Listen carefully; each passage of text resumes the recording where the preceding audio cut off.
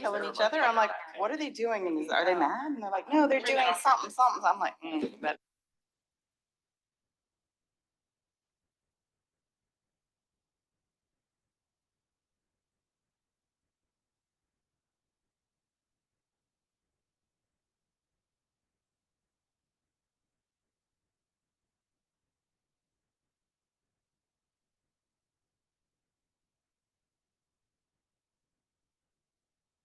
Good job. That was good. Thanks. I'm gonna go ahead and shut this video. We're just stop.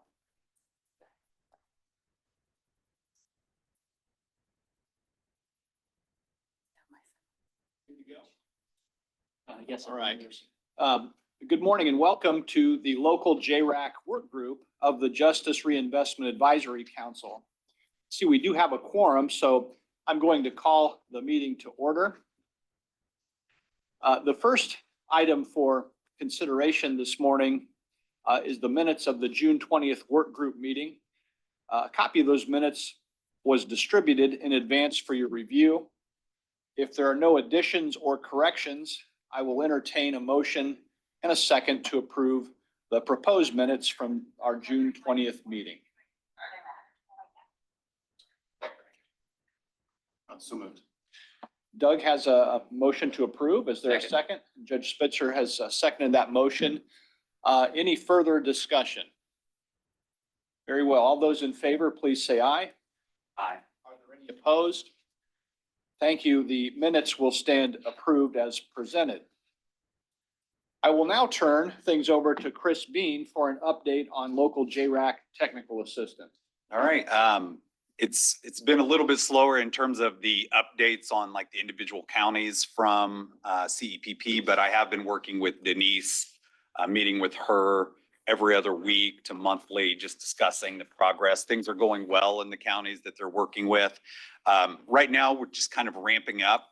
Floyd County is hosting a summit, a local JRAC summit in November, at which I am presenting. Some reason they chose me to be the keynote speaker. So I'll be providing some keynote remarks. They've asked Justice Goff to record a message for the local JRAC summit. Then Denise and I will co-present on sort of the history of JRAC in the state of Indiana. So the EBDM movement and what it sort of morphed into today. It'll be a bit of a variation on what Denise and Justice Goff and I presented at APPA last summer. So we have that going. I think this one kind of builds on something that has come out of the annual reports, what we've put in the surveys, and then also what we will talk about today as we talk about the 2024 report. And that is CEPP really wanting to work with us in creating sort of a catalog of available data to the counties. I think what we know is that counties are unaware of what they can actually ask us for. So if Angela wants certain probation statistics that we're not necessarily giving without request, it would be nice to throw together something that would say, if you want to know this, we have this. And as opposed, I think in talking to Brendan O'Connor, they can be very reactionary as opposed to having to be proactive in requesting. So Denise is going to work with us on that. Denise is actually working with the local JRAC in Hamilton County. She will be in person there on October 16th, and then she and I will meet to kind of discuss what we're going to be presenting at Floyd County. Aside from that, not much else of significant news going on. Well, Chris, thank you for that update on our technical assistance efforts. And we're still going to stay with Chris for a further discussion. And I'd like to open up the discussion to the subject of our 2025 local JRAC annual report. Chris? Yep.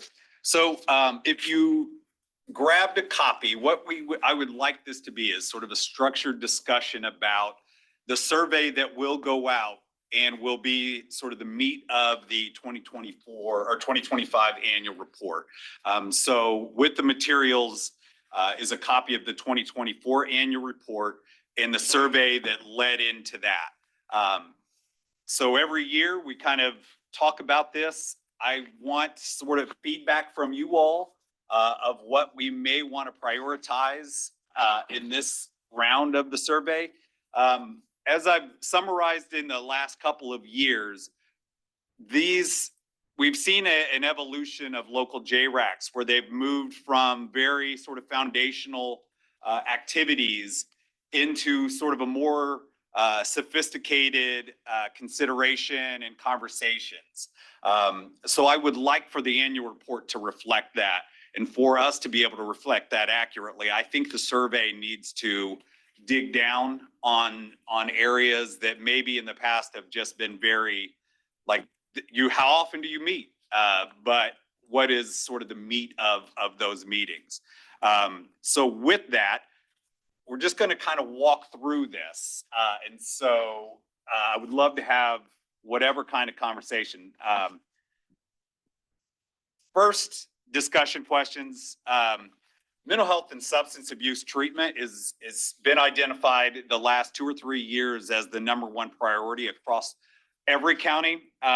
One reminder is I broke the annual report down for 2024 based on county types. So rural, urban, or a mixed urban and rural county type. But this is the one thing that across all 3 types was identified as their #1 priority.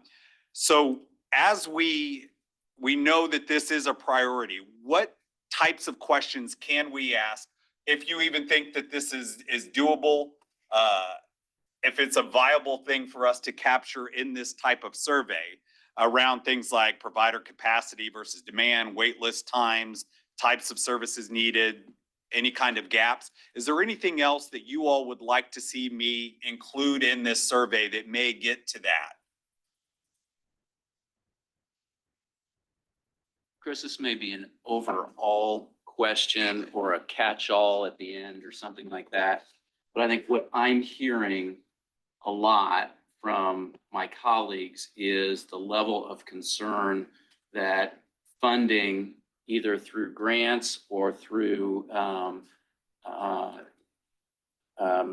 the tax reform, how that's impacting the ability to provide services locally and to fulfill the expectations that our criminal justice reform had, was that things become more localized.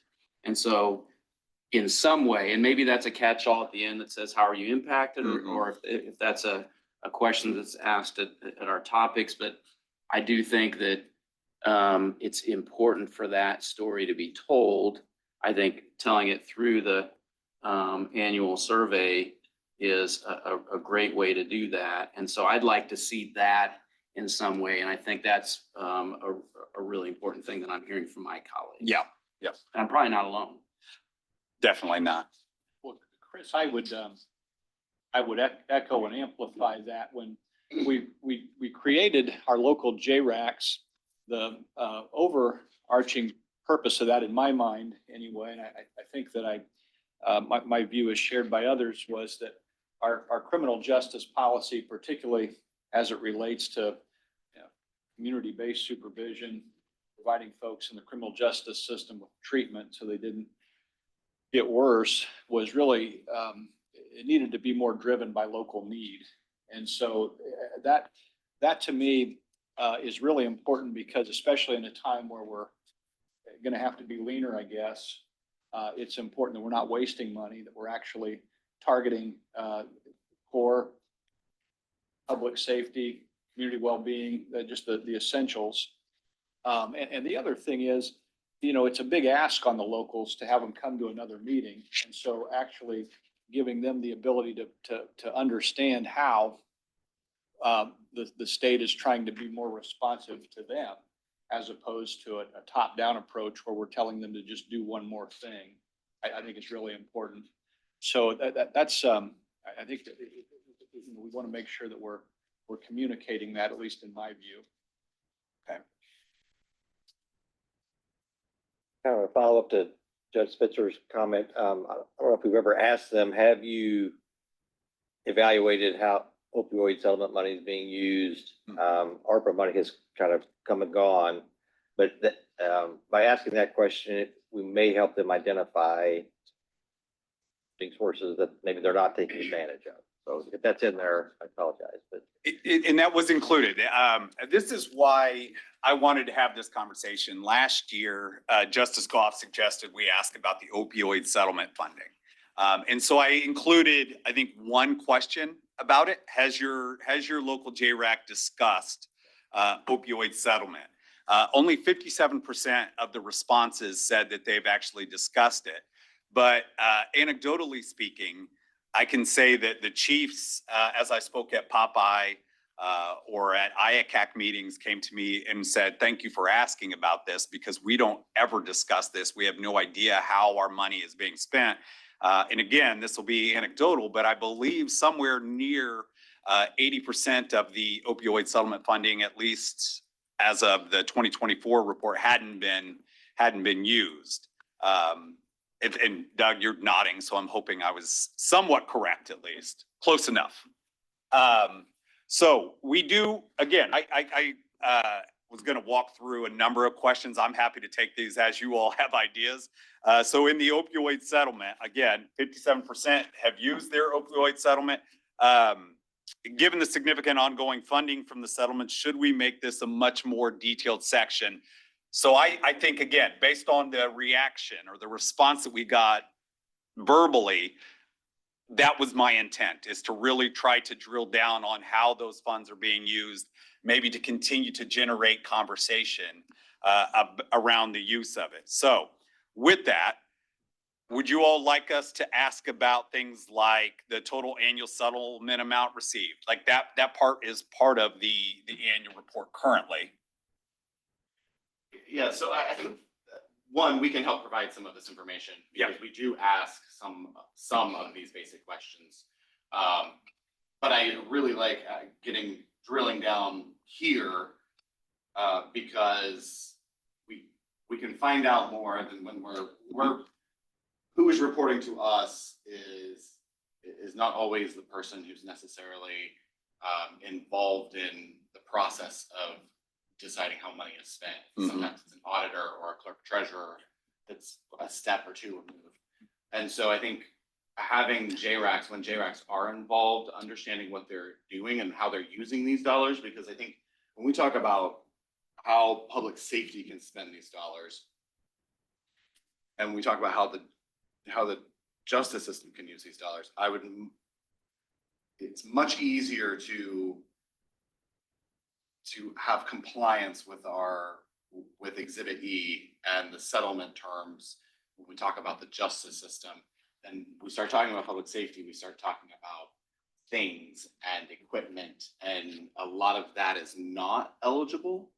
And I say this because I am further concerned as we move into the settlement with Purdue Pharma.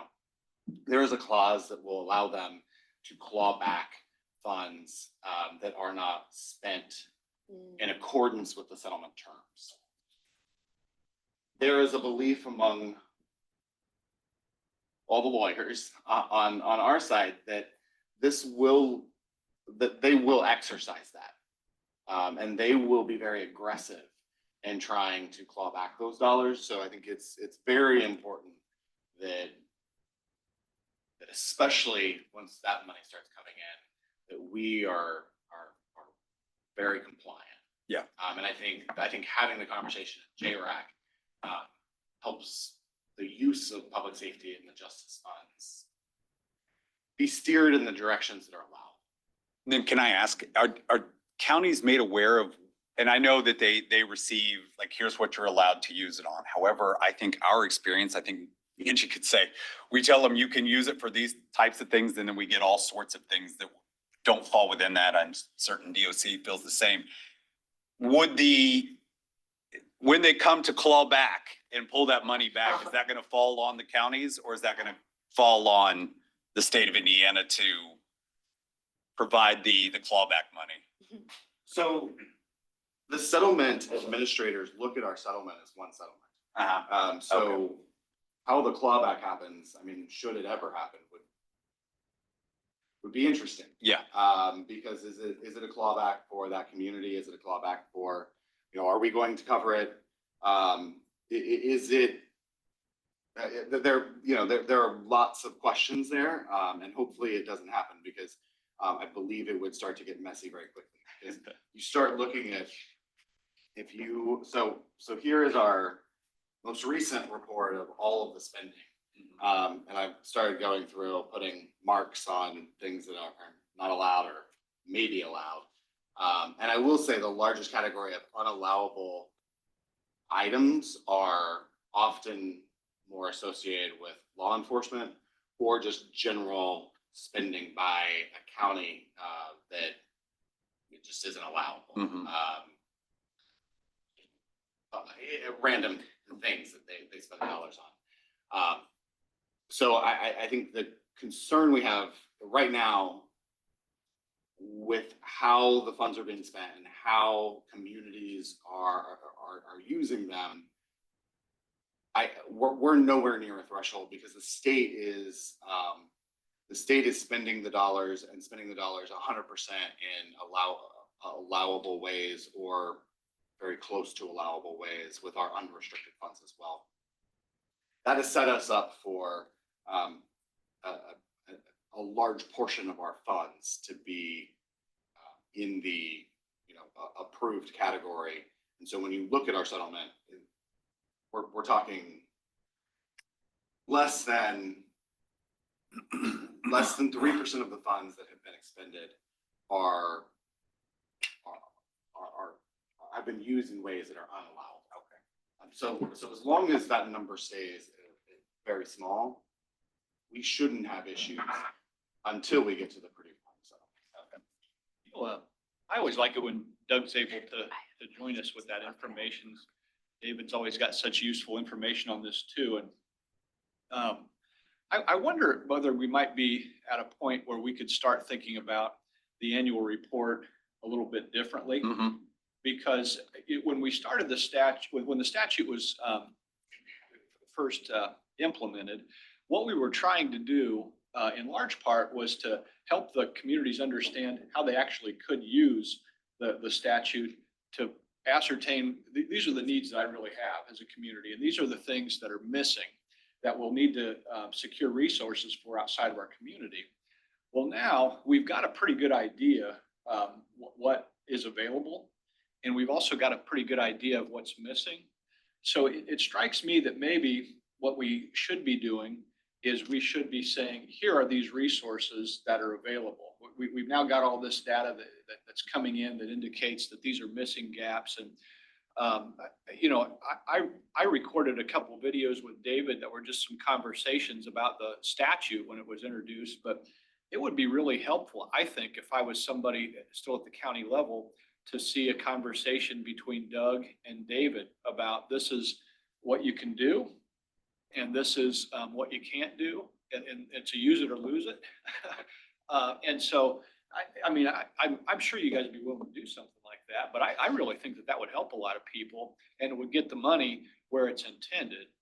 And so, the other thing that strikes me is I was having a conversation with some of my friends at the local level, won't say what community, but they didn't know that Brittany was in office yet. So Brittany Kelly is our new director of behavioral health, and she's been there for about a year. And really what she's trying to do is to connect those missing links. When folks get in the justice system and they need behavioral health treatment, there's often some gaps in services and there's some misalignment just because our state government is more complex than it ideally would be with the sort of state and local complexity, the state and local mix of funding our criminal justice system. And Brittany's doing a great job of connecting those dots for people, but we probably need to make sure that more people are aware of that. So if we could sort of maybe shift focus, I don't want to rock the boat too much, to just make that more us given to them as opposed to us asking for information, because I don't know that it would help for us to ask a county, how much money do you have? as opposed to telling them, here's how much money you have, and here's some acceptable ways to use that. That makes sense. Yes. Chris, at the fall conference for Popeye, we had a Chiefs Roundtable discussion, and one of the recommendations that came out of that was to have local JRACs be part of the opioid funding by law, like making it in law that the opioid fundings have to go through local JRACs. Most of the chiefs in that room were not part of where that settlement money goes. Mhm. The next suggestion was exactly what Justice Goff said, resources for probation and knowing where to get them and how, just because of the funding cuts that have come recently. So I'm sharing the same. I know This is an Angela's- important point, Angela.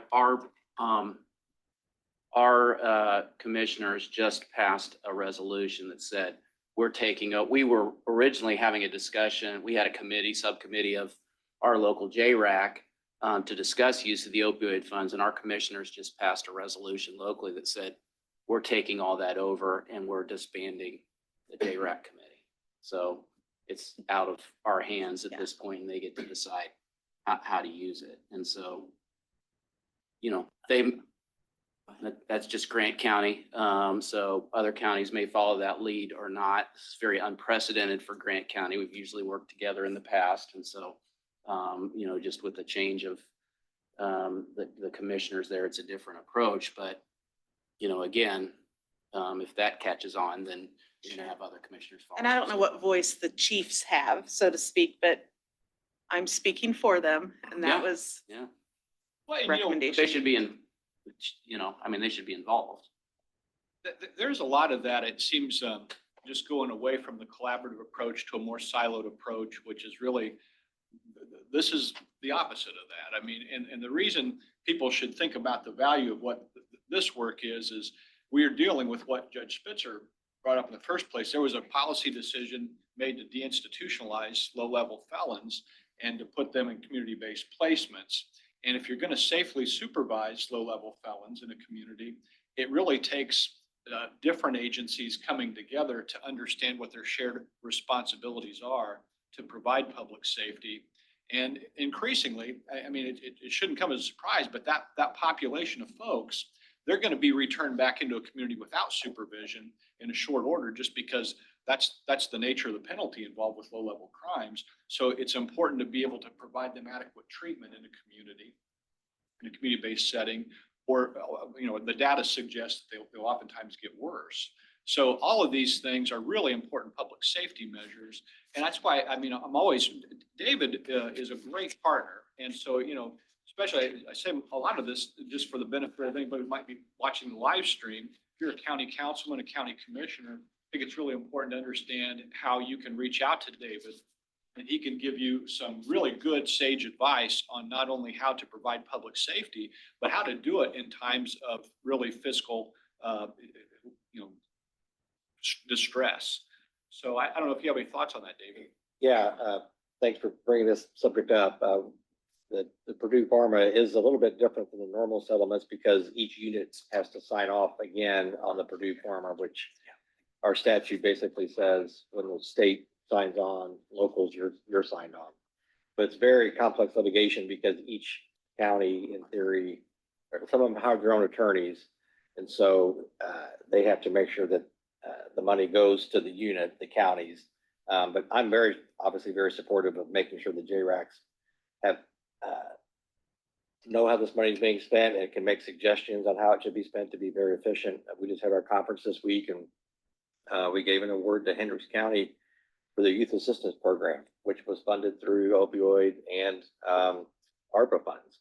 And it's a very successful program, reaching down to the schools to try to figure out truancy issues and get involved early on. So I'd be happy to do anything we can do to help educate everyone in the community that this money is available. We encourage people to coordinate amongst the county, the cities and towns who are receiving money. You can do multi-county programs. Yeah. We want to see this money maximized for services, but again, the settlement indicates each unit is to receive their allocation and has control over that. But anything we can do to assistance, coordination, and making sure the local JRACs and the probation officers, community corrections are all involved in how this money is being spent. We'll do whatever we can to help. I think that's great. You know, and I don't want to stifle any discussion on this subject because it's so important, but I've been given a lot of thought about how we might make what we hear from the communities even more powerful or even more effective in getting it to the folks that need it in order to make decisions. And so, you know, we do have several folks here from the Department of Corrections. Doug is here, is always a great partner at the Criminal Justice Institute. But, you know, we've had a change in the executive branch. So we've got a new governor. And I know that public safety is something that's important to him. I know that when our legislators come into session, they're usually on a very compressed time schedule. And they'll also oftentimes have, you know, proposed legislation in mind that they want to get. And so I say that because it can sometimes be a challenge for us to get what it is that our communities really think is important to them in a timely fashion.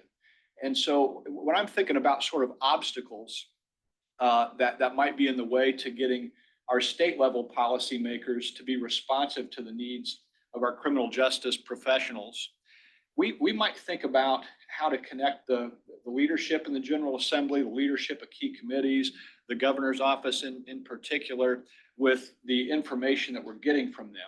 I think even it's not just some basic sort of recap, I don't want to say education, but just sort of history of how this movement came about so that they can actually understand this saved millions and millions and millions and millions of dollars. We just heard a pretty effective presentation from Judge Spitzer and Chris to a bail commission that Governor's Council, Mr. Lashutko was heading up, about how effective some of those efforts have been. So I think that I just don't want to get all this information gathered and then have it go, I want to say into a black hole, but into be less effective than it might otherwise be. So I'm not sure I know what the answer is right now, but I would like to see us maybe streamline how we get our responses, at least our aggregate responses from our local JRACs to folks that can really respond to the needs that we're having communicated, especially when it is sort of, you know, such a, apparently a priority right now, and when the budget is, as we understand, very, very tight.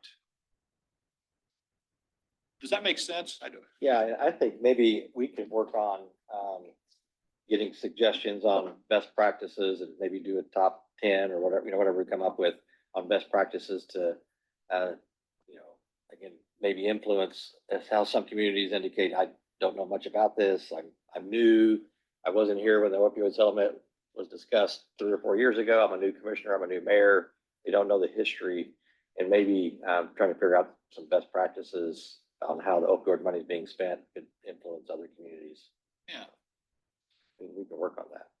And I don't know, even sort of more granular, at our annual meeting of all the judges, we hold in September. By statute, all the judges are required to get together. The Judges Association honored David for his partnership with the judiciary, and also Steve Luce, who's the executive director of the Sheriff's Association. And it occurred to me during that conversation that it might be good. All of those associations often work with law firms to help communicate their needs to the General Assembly, the needs of their members. There might be important for us to sort of coordinate communication between those law firms in advance of, when the reports come in and in advance of the legislative session, so that there's a stronger, more unified voice of our criminal justice professionals and our community-based professionals. I think that your professional organization has also decided to do the same thing. Popeye and IACAC have decided to do the same thing because they've got such difficult jobs, and they're in these communities trying to actually provide public safety. So I suggest maybe that's something, got the president of the Sheriff's of the Judges Association. Great idea. We'd be on board. Yeah. Yep. Just real quick, I just was gonna say, I've been reaching out to counties about those things because, in order to help with pretrial, things like that, we were trying to ask them to go to those, the county, check with them first, check on opioid settlement funds, check on whatever other options you had before, offering aid. And so what I did find out is that there is quite the variance between how the counties operate. Some counties do give control of the opioid settlement funds to local JRAC, and they're like, yes, you guys decide you know more about this. Other counties didn't even know about it. Like, right, so then, one of the other things we found out is even if they did know about it but didn't have control over it through JRAC, they would have to go kind of before the council, ask those questions. A lot of them came back with, well, we won't do salaries. You can't do salaries with this money. And I'm like, but some do. So then it was back and forth on that. So when we're looking at questions, some of the things I was thinking about is what are those limitations that the county is putting on versus what maybe you guys could offer as what's an acceptable expenditure, for what they could be using it on, because I think there's some confusion. Yeah, we recently just had a conversation with, I believe it's Henry County, there was a state board of accounts audit. And so we're setting up a meeting with state board of accounts to understand, is this, have they looked at this, or is this a singular auditor that is making assumptions? And so Mhm. there is, there's a difference between, individuals who are providing services and paying their salaries and administrative costs. Mhm. And so I think, not that it's a little more than just not paying for salaries. Yeah. And that's what we heard, that these funds shouldn't be used to pay any salaries at all. Well, Yeah. take that, then with, these funds shouldn't be used to fund any infrastructure. Well, now what are we using these funds for? So I think, there's some education needed across the board. And these are things that are starting to just challenges we're starting to see, that we're trying to get, with the different agencies to provide additional education support around how we can use these dollars in compliance with the settlements, and how they are just a little different than maybe other funds that we have at the state. I think the salary thing, part of that had to do with county employee versus what is that, how that would work. But I think there are some also that have a question potentially to ask, like I've got one county that has to go through, there's an application process that they have within the county. Some don't. You just go to and theirs runs April through March. So that lines up with nothing that we have as far as any grant that I know of. So it's like, well, if we were able to help you for a quarter, then can you ask and see what you can get for the other 3 quarters? So I think understanding like what that local process is, and then where maybe the gaps are might help maybe with the questions when you were talking about that, because is there a process by which they have to go through? What is that? Does local JRAC have any kind of impact, or ability to weigh in on that? And so just some interesting facts that I found out when we did some research. There are 648 different ways to do this. Mhm. Being done 648 different ways. Wow. I've seen that. Well, so Chris, that's a lot, but I wonder whether or not, we might be able to sort of follow up with some of those discussions that we would want to take place, or just sort of make sure that we're as informative as we can be in the survey. And maybe we communicate that too, you know what I mean? We use OCEO to sort of say, hey, this is version 2. Now we heard you, now we're trying to meet your needs.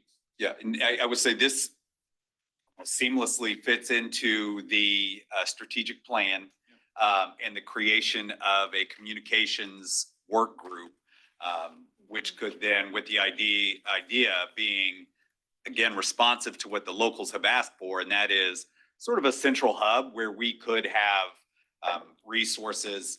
We could have the Doug and David talk recorded.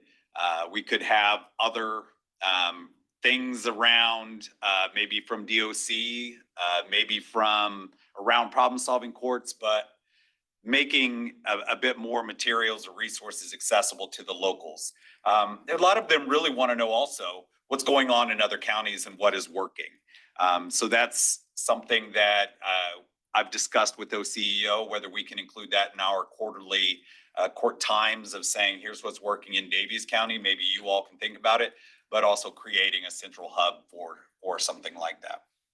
That's great. Now, just as Goff, when you talked, and maybe I'm hearing or misinterpreting, but what I kind of started thinking about is if we want to be almost more responsive to what the actual needs are, like I start to think about the same discussion that's happening in the problem-solving court performance measures world, and that is, do we go to whether it's required submissions or if it's just a survey that's available to them to express their needs, but something quarterly saying, this quarter, we're going to ask you about opioid settlement funds. How are things going? And we get a bit more granular and into what's going on with that.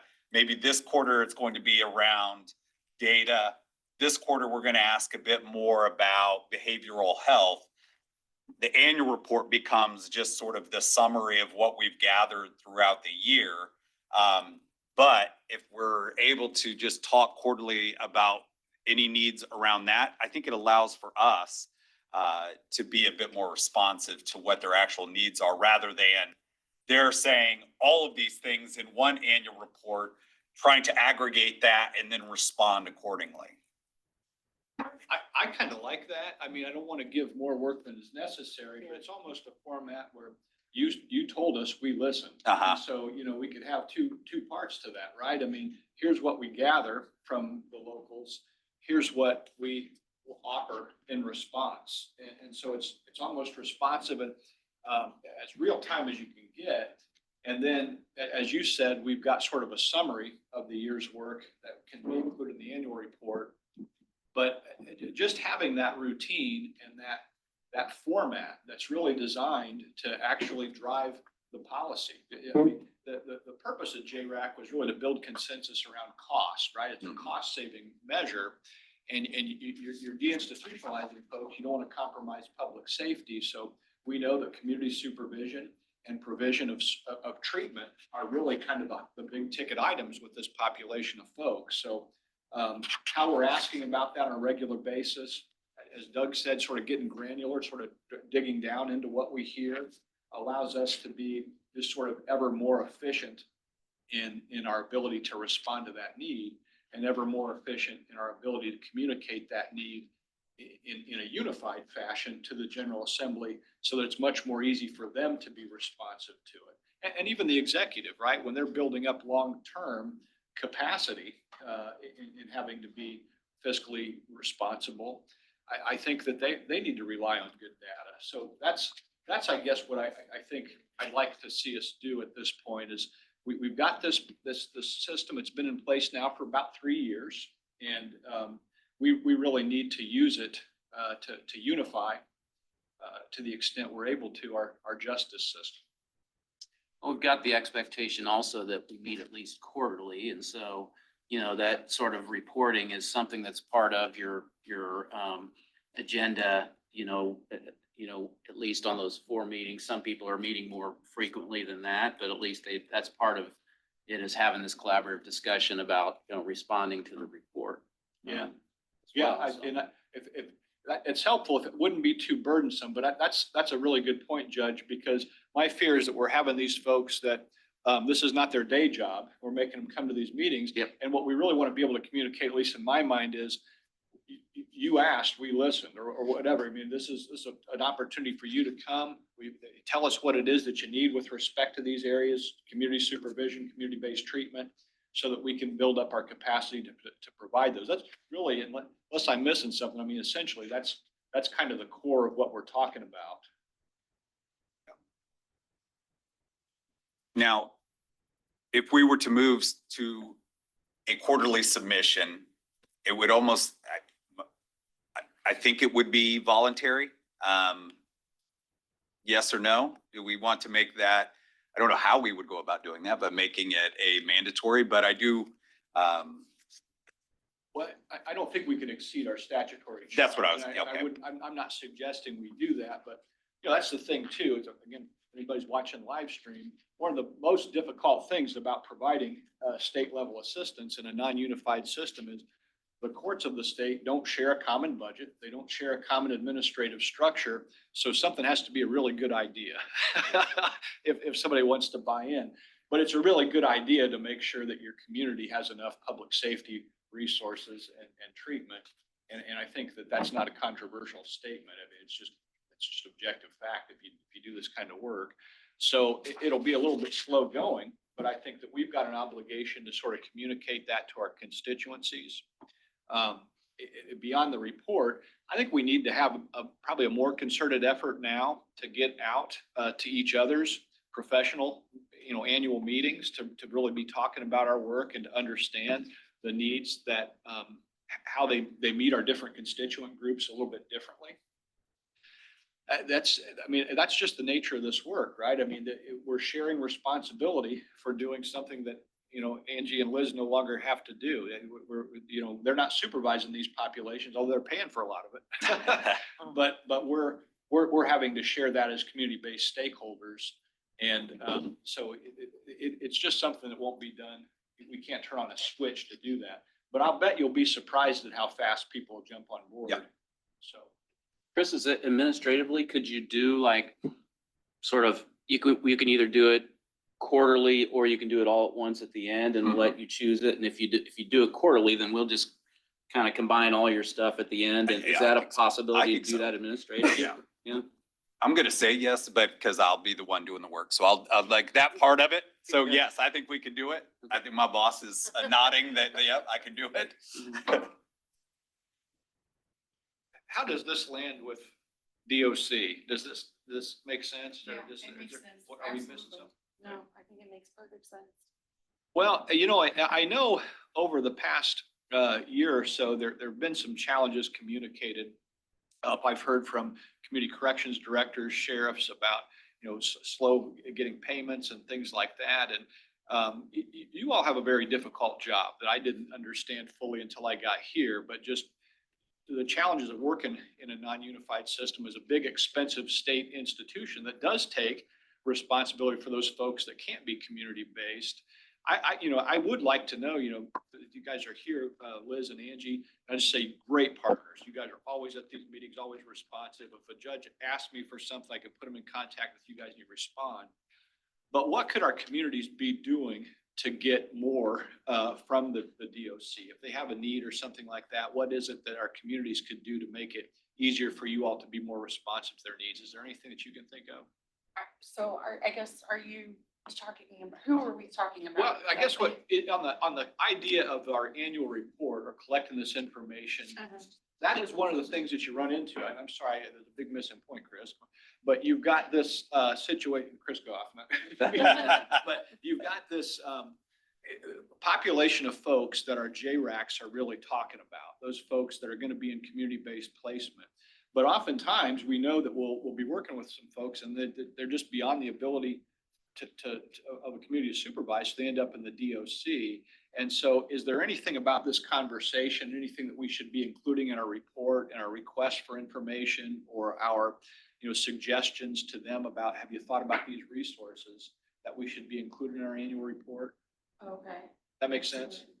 Yeah. I'm like right off the top of my head, I can't think of anything.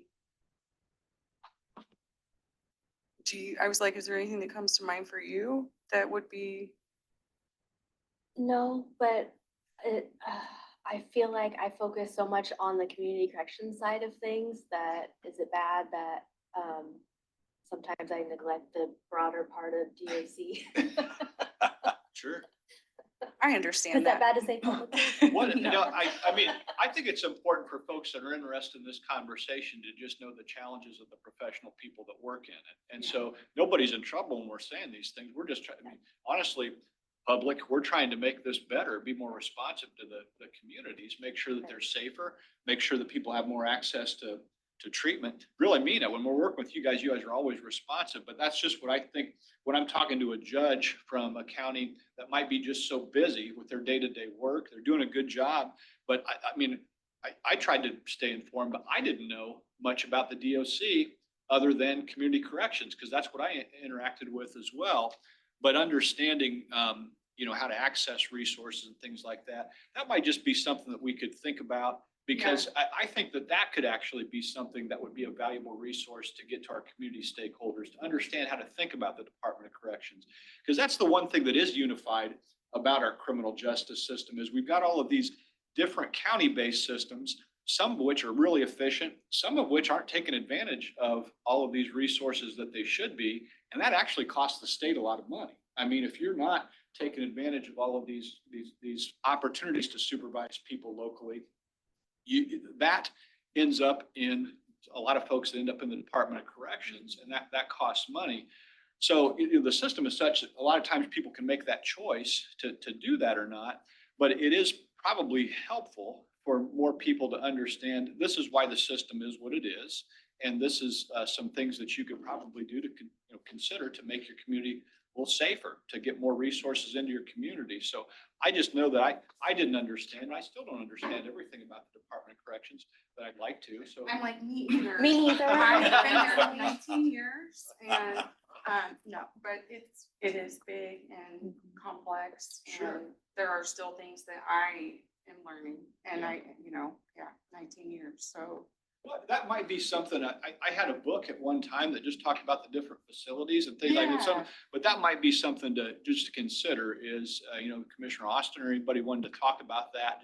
We could maybe even make a video like that available to some of the JRAC folks to understand that this is something that, just a way to educate the folks that are working in this collaboratively, right? I mean, some of David's constituents, they just wouldn't have a working knowledge of the criminal justice system, just for them to understand this is this big resource that's at the end of the line if you can't do something locally. But these are kind of the rules of the game that allow you to access that or not in certain situations. Right. Yeah, I like where your mind is going with it. Well, and I think it's important too, because oftentimes the people that are incarcerated are gonna be transitioning back into the community. That's exactly right. Yes. And I know that there are gaps that exist with helping those individuals when they return to either probation or parole or community corrections. And so I think that's important too, with linking them up with resources in the community and, how do we get them employed or housing or things of that nature. So I think that that's a key aspect as well too. So, I mean. I think, I'm sorry, Angie. I mean, there might be some sort of win-win conversations that can happen, like you guys making the point how important it would be to get your sentencing orders and your abstracts done and correct and get, and that's where, we're probably falling down a little bit, we could do better. And the other side of the coin might be, how can you avoid picking somebody up from DOC and bringing them back rather, remote hearings and things like that? How can we both work together to make those happen? Because that's so disruptive on both ends for a 10-minute hearing. That's a good point. I think it's a great idea. I'm just not sure that I'm the one that has all of those ideas right now today, but I think it's something we could certainly dig deeper into and come up with just a plethora of ideas. Well, the good thing about that is I don't think any of us do. And I think the nature of the criminal justice system is that it's just dynamic, right? Yes. And so, it's like a middle school teacher or something. You never know what's going to walk into the classroom. You never know what's going to walk in the county courthouse. And so you've got to always be ready to respond to the next thing. But that's what I mean, just welcome the ability to have conversations. And, go around the table too. It's Doug, when you have been so instrumental and innovative in piping out some of these resources to our communities in response to opioids. I mean, that's really the big motivating factor behind our criminal justice reform 10 years ago. And you're in a slightly different role, a big different role now. And I mean, it would be helpful just maybe to think about too, as we're having these conversations, just maybe we do that. It is the report, but maybe we just make sort of a habit of directing folks to look at the live stream of this meeting, you know, I mean, maybe it doesn't have to be any more busy than that, but we just have a conversation of whatever comes in.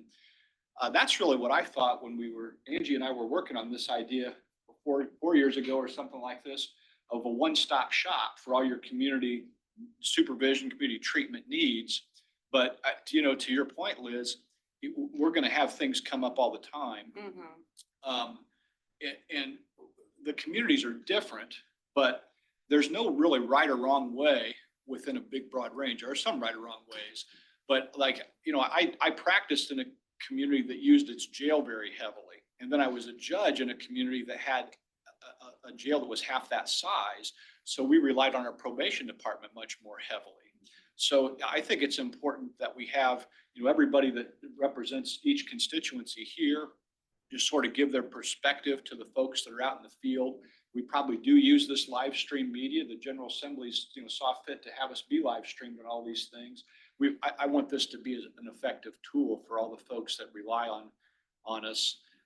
So it wouldn't necessarily have to be on the report, but that's just, I think, maybe a paradigm shift that we could think about. This is maybe our conversation becomes sort of a supplement to the report too, where we're actually talking almost in real time about these are the things they're asking about. These are some suggestions about where to get resources or ways to maybe tweak your practices a little bit to make it more effective and lean.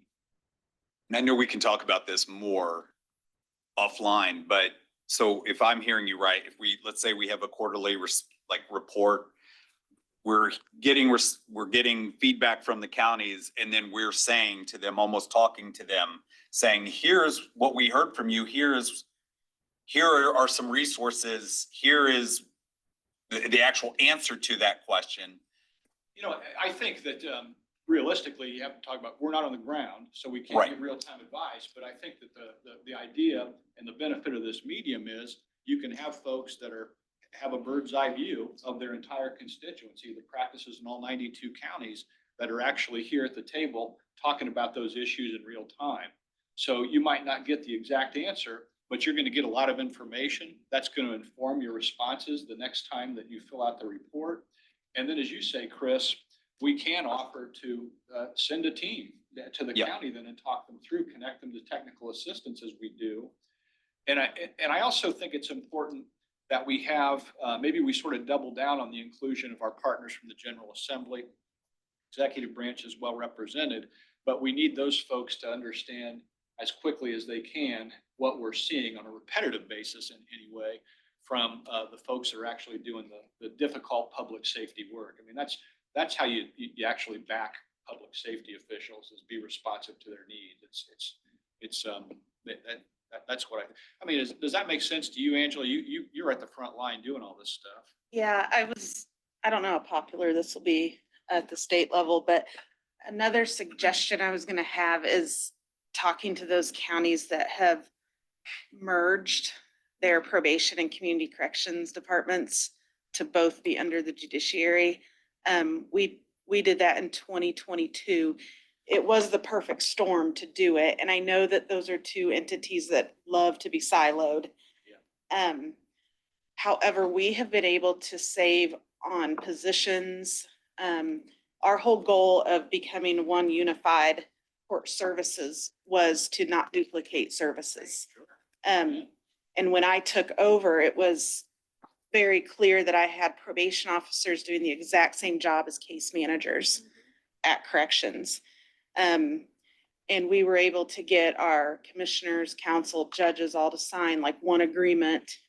Now you still have the entity, you know, you still have to have an executive director for corrections for the DOC grant and for DOC.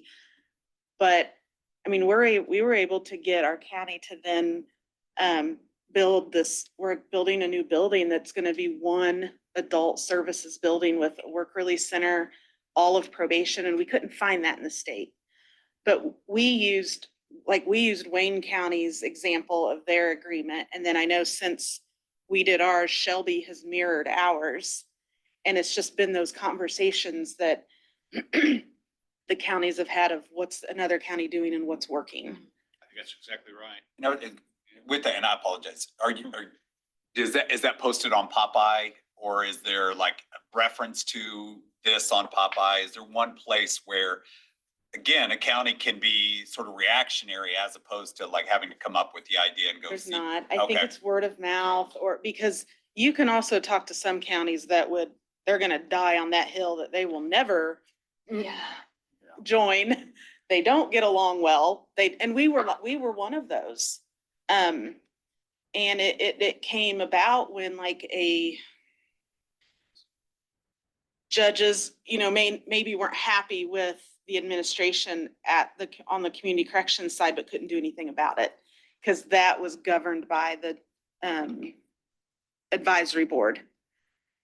Yeah. And so that's what brought it to light. And so with it being all community supervision, it made sense for us. And again, I don't know how other counties operate necessarily, but it made sense for us to all be under our judiciary, since they were the ones putting people on both levels of supervision. I think that that's a great idea. And the beauty of having these conversations, though, is that, maybe there's good reasons to be hesitant to do something like that. But unless we have those conversations, we're going to miss opportunities to save money. We're going to miss opportunities to be more effective. And, if you ramrod those things through, the executive branch makes a decision or the legislature, somebody comes in with a really good idea, but it turns out that in practice, if you implement that, there's going to be a lot of negative repercussions that hadn't been considered. Right. This is a way that we can sort of avoid those mistakes and we can accelerate our ability to have a shared understanding of what everybody does if we come together. I just think it's really critical, but it's amazing. It just takes a long time to get there. I think we're at that point now that we can do that. One of the things I think about too, with that consolidation of those services, it gets complex, right? Because you've got this funding stream that comes in from the executive branch. We've got all of these obligations as the judiciary to educate probation officers. And so, I think that there's some things that need to be thought through. We had this conversation maybe a year ago with David's executive board about, maybe state pay for more things like probation officers and things. Well, in times when it's really fiscally challenging, it's hard to think the state's going to be able to take on more. But it always occurred to me that there might be some sort of sweet spot where if counties are paying about 70%, as I think they are for their criminal justice system, maybe they could pay into a state fund and still save a lot of money on their criminal justice system. And then the state could take over some pay if we had more efficiencies in what we were doing. So, it really is all about saving money without compromising safety. But I don't know how you do that when you've got all these different stakeholders and it's complicated state, local level, unless you have those conversations. Right. And I do think there needs to be some education because for what it's worth, we're not necessarily opposed to it either, because I've had conversations with counties and also tried to recommend doing that, but because either there's some misunderstandings on what is allowed because thinking that because probation is under the judiciary and community corrections is not, that they cannot do that. And even though other counties have done it, they're like, well, just because they've done it doesn't mean they should have, this kind of thing. And then other local bodies not wanting to relinquish some of that control even, and, advisory boards and all of that, I think kind of interferes. And so I think that for efficiencies, and sometimes I think we are duplicating services still. And I think in especially some of the smaller counties, I think it would be more fiscally responsible. Yeah. And I know that there are a lot of counties that aren't serving a whole lot of people. Yeah. And I think as we go into the next couple of years where things are going to continue to be tight, I think we need to have those conversations. Yeah.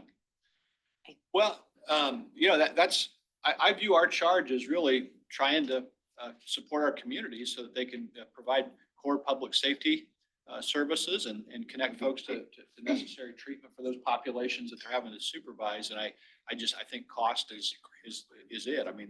That's the purpose of trying to build consensus around it. So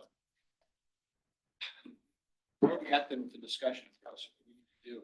Well, I think what the discussion's changed from what I thought it was gonna be. So like, we're at a place that I didn't anticipate.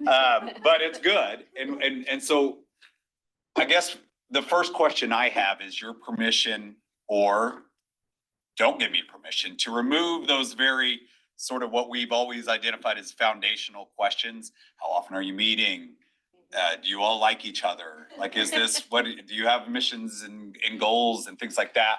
To eliminate that part and probably then drill down on some of the more important things that we really want to dig into. So are we okay with getting rid of that, almost the first whole section of this?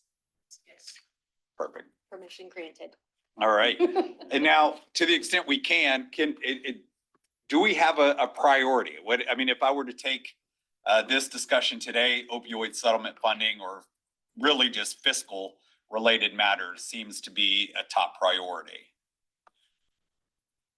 I just think best practices. Like I say, a lot of people just don't have the opportunity to get outside of their community, and they don't know how innovative other communities are being. So if we could somehow relay those best practices to everyone, I think that could move the ball forward quite a bit. On the as we were sitting here, I had AI generate a summary of the annual report. Yeah. When I read the annual report, I thought, man, what a great program. But I don't know how many people are reading the 16 or 17-page report, but when I had AI do it, sounded like a fantastic program. So again, I think just getting the word out about how innovative communities are and the progress they're making could be part of our charge as well. Do we ask them to upload their minutes or agendas already? Yes. Okay. Yeah. So this gets to the sort of the weeds of it, but we did switch over to Engagement Builder last year so that it was a bit easier for the counties to upload or attach all of their documents. We give them almost endless amount of attachments that they're allowed. So we do receive their minutes, we receive their missions and goals. And Yeah. And is that a searchable document for each JRAC to go in and say, not opioid- currently, no. opioid money, and see Yeah. how many hits they get on who's spending opioid money? And I think this is the potential idea for having a more sort of practical local JRAC hub is for that. Not only that, the success stories that I get to read about and I try to include in the annual report. But if you're not going to read through the 16, 17, 18-page annual report, you're not going to see that maybe like a Ripley County has done some things with transportation. So I think it will be important if, and I don't know how to do this, but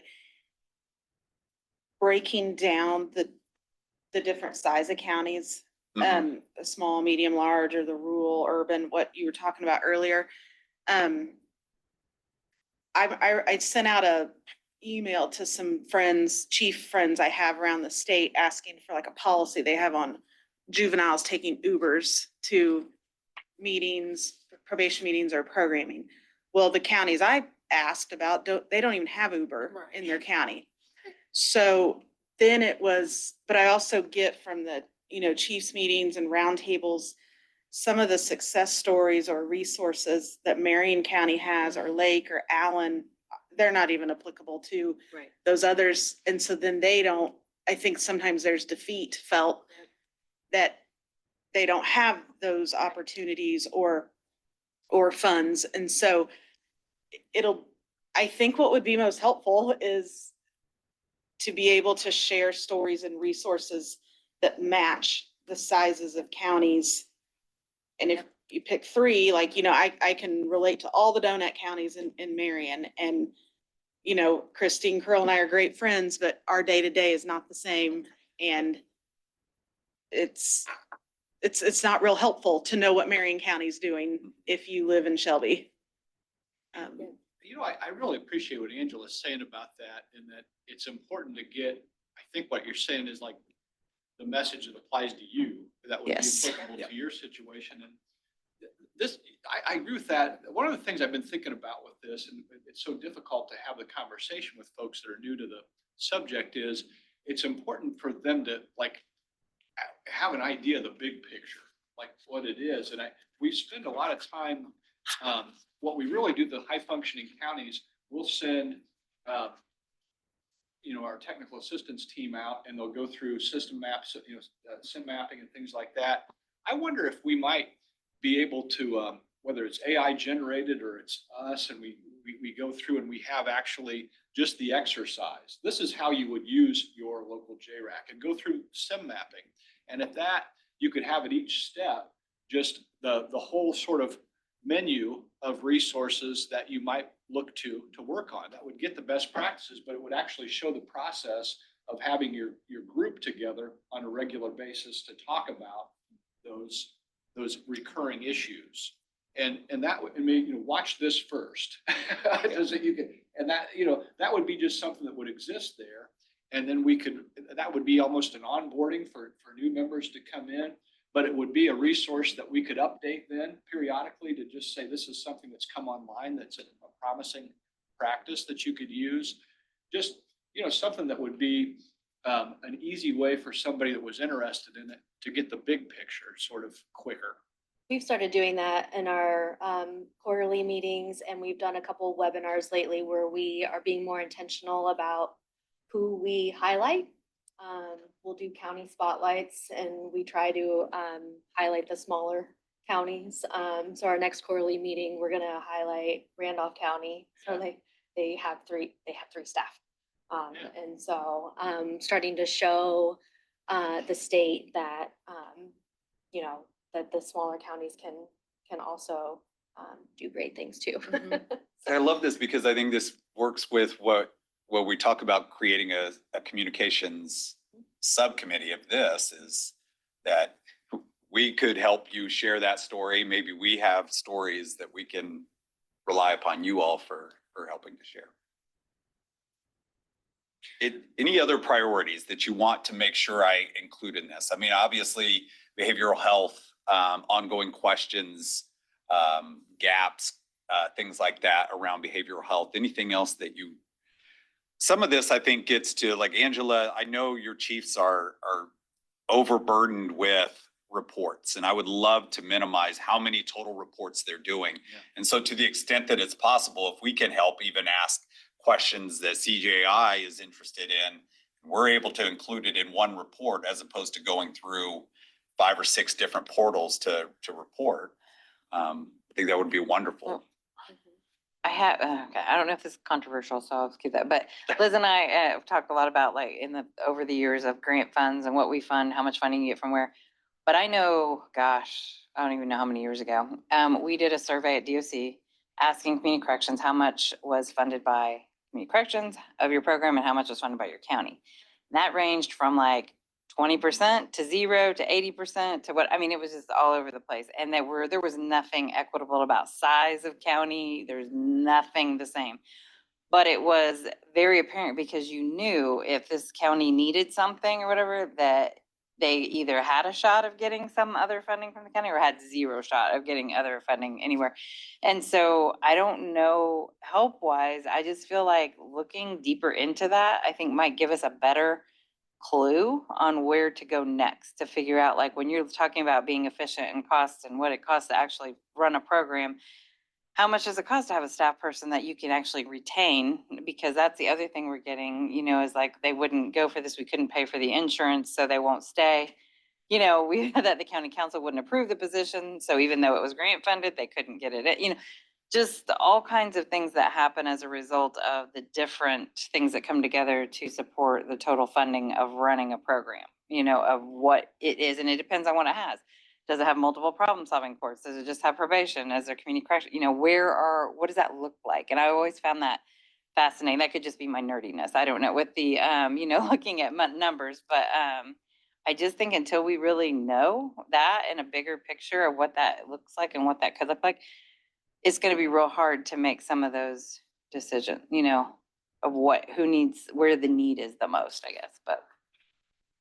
Not to put more work on our data analyst because he's been putting together some really fancy like is Lisa Thompson here?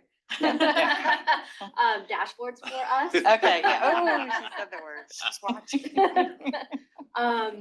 But he has just started conversations with our grant program directors on like how he could put something together for them that would be useful.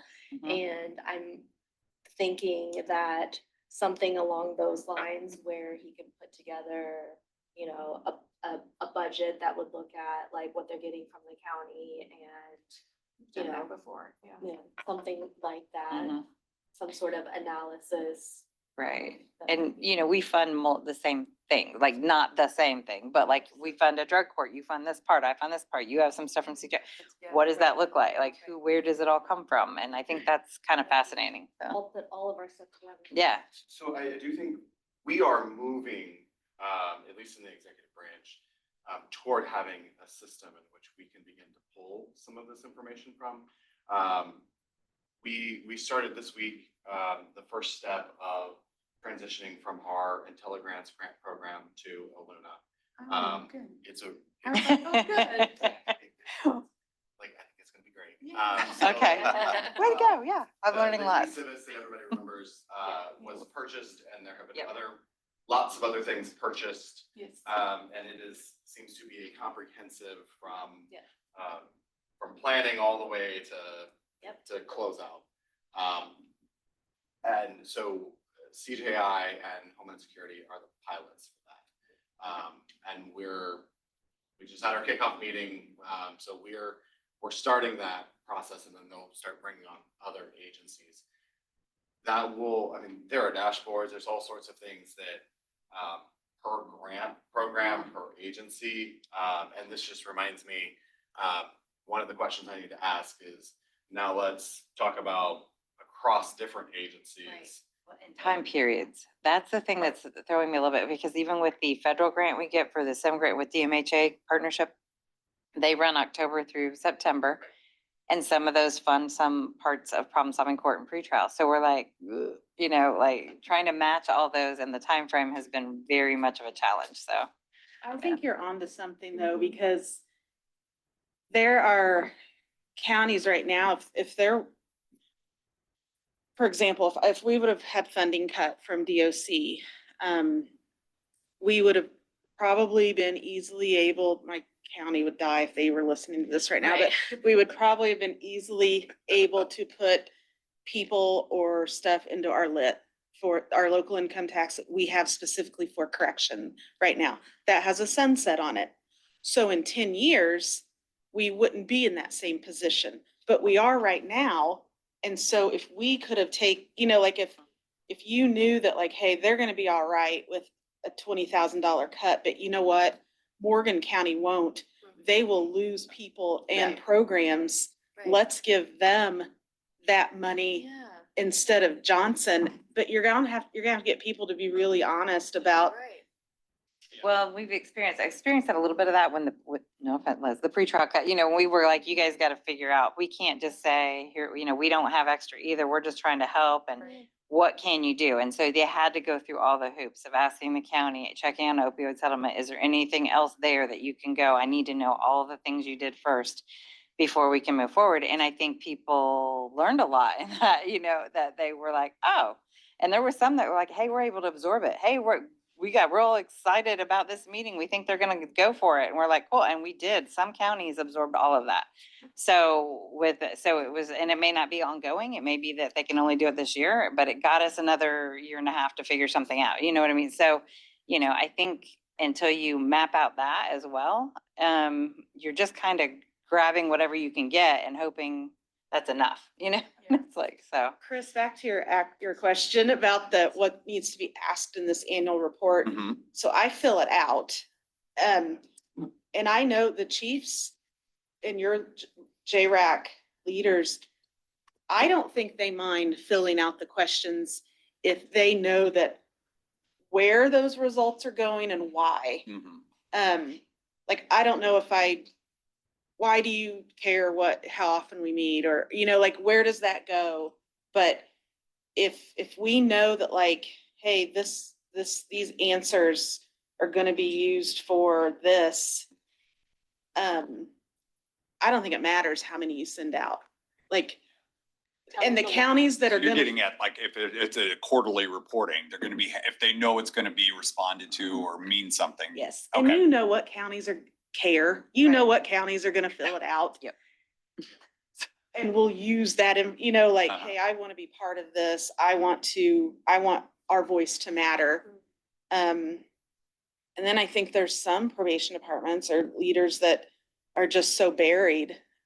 They don't see an end in sight. And so then they're like, what does it matter what I say? I have 3 staff. Right. I've never gotten funding. Right. How are we, we can't, what's our data to tell anyone? One, Angie, I'll say aloud what I told Liz. I mean, some of this work, a lot of this work, I mean, is our responsibility at the institute. And I don't think it's work we've done before, because we don't have anybody we're the Criminal Justice Institute, but we have no division of criminal justice. So one of our goals in revamping our data and evaluation team is what are the things that we need to be providing JRAC? What are the things that we need to be doing to help pull together some of this data? First at the state level, because we can only do what we can do. But then, then how can we begin to essentially fulfill our statutory mission, which largely centers around helping support a lot of the work that we're doing here at JRAC, not just being a granting organization. So it's a long road ahead, but we are here to help. Well, I heard Liz say she would help you with the unit thing. I'm willing to help too. I've learned lots in the last probably 2 months, that mostly out of like, so. I know. Mhm. And Doug, that's the message that just coming from somebody that worked in this field for a quarter century, man, I can tell you a lot of people would just love to hear that. Yeah. And I mean, if you just said, this is what we're trying to do, I think that gets That's to right. Angela's point. They want to give you everything you need. That's right. So anything that our constituents can do Yep. to help you in that That's journey, we want to know about, because you are the entity that is set up to provide that. So we need to do our part to ensure you're in a position to support the work that works. We have a wizard.